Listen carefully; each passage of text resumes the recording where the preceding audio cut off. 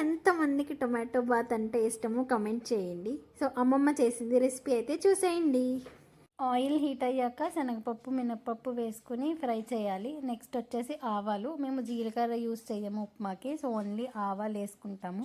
అది కూడా కొంచెం ఫ్రై అయ్యాక ఆనియన్, పచ్చిమిర్చి అండ్ కరివేపాకు వేసి బాగా ఫ్రై చేయాలి. ఎర్రగా అక్కర్లేదు, కొంచెం ట్రాన్స్లూసెంట్గా ఉంటే సరిపోద్ది.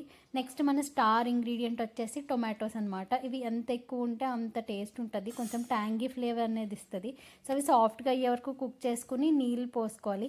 ఇక్కడ కొలతలు ఏమి ఉండవు, అంచనా ప్రకారం వేసేస్తుంది అమ్మమ్మ. అంటే 1:3 అన్నట్టు పడుతుంది. ఒక గ్లాసు ఉప్మా రవ్వకి 3 గ్లాసెస్ ఆఫ్ వాటర్ అనమాట. ఇంకా అది నీళ్ళు బాగా మరిగించాలి, అప్పుడే టేస్ట్ బాగుంటుంది. ఇక్కడే ఉప్పు అన్నీ చూసుకోవాలన్నమాట. నెక్స్ట్ ఉప్మా రూక వేసినప్పుడు చాలా జాగ్రత్తగా కలుపుకోవాలి, లేదంటే ఉండలు కట్టేస్తుంది. ఇంకా స్టార్ ఇంగ్రీడియంట్ ఏంటంటే గీ. ఇది వేరే లెవెల్ ఉంటుంది.